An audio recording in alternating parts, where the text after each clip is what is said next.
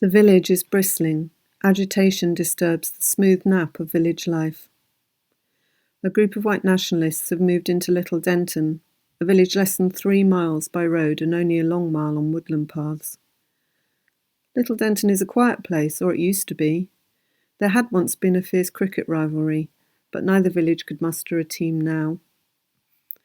John, who farms cereal crops as part of a resilient if threadbare collective, comes by, telling how he had seen them moving into some empty houses on Elm Close. He despairs, he says, might as well be in the bloody city. He goes round to Gopal Malik's house.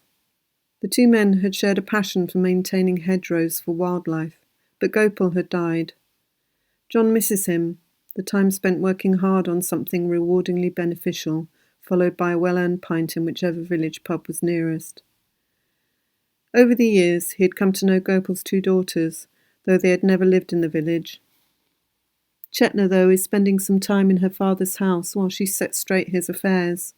John wants to warn her about the newcomers.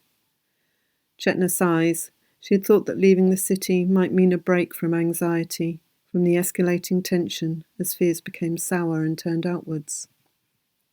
A weight slides over her shoulders, the donning of a wry courage she had hoped she needn't carry here. Chorus. You need protection. You ever did. We all ever did. From the floor of cruelty, waiting to be called into use, put into eager, angry hands. Is it in the marrow or in the mind? Waiting somewhere. It seems part of the design. Jessie and Mr. walk long, unnoticed ranges through the woods. They explore random paths. They loop towards and away from each other, walking side by side or accelerating, falling back. They stop to investigate. Jessie with his eyes and hands, Mr. with his nose. Jessie keeps up his quiet chatter, a thread that joins and stretches between them. They roam for hours, pulling leaves and slender twigs through hands, nudging the damp, blunt cup of a mushroom into a fallen branch, pressing the robust and prickly cases of old beech nuts, trying to squash them shut between finger and thumb, following the trail of a squirrel, a rabbit, a deer, alarmingly another dog. They roam until the sound of a radio tuned to pop music, quite close, stops them. Jessie is suddenly aware of the crunch of leaves under his feet. He is aware of himself in the space, his defined edges, when moments before he was part of all that was around him. The possibility of another human reforms his boundaries.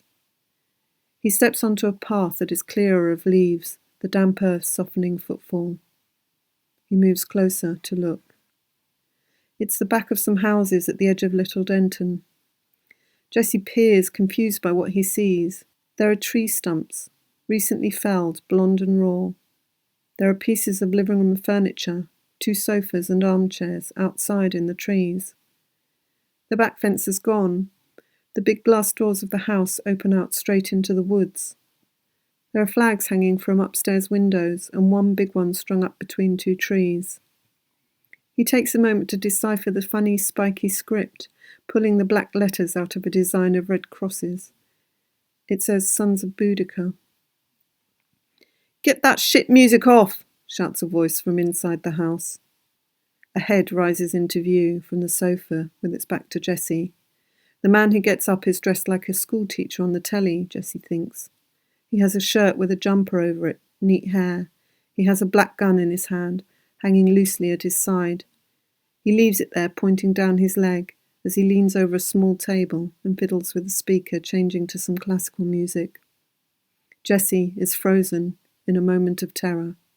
He imagines inevitably that the man will turn slowly and point the gun at him. The crystal vision evaporates. He backs away, his heart hammering. His mind is scrambled and he feels the cold drag of shock across his skin. He walks back the way he has come, holding out a hand, urgently, quietly clicking fingers to Mr., too scared to speak to him. The map of Jessie's world shrinks. Chorus. Some of your kind would make your ways as dull and safe as ours. Some would rip out your very hearts.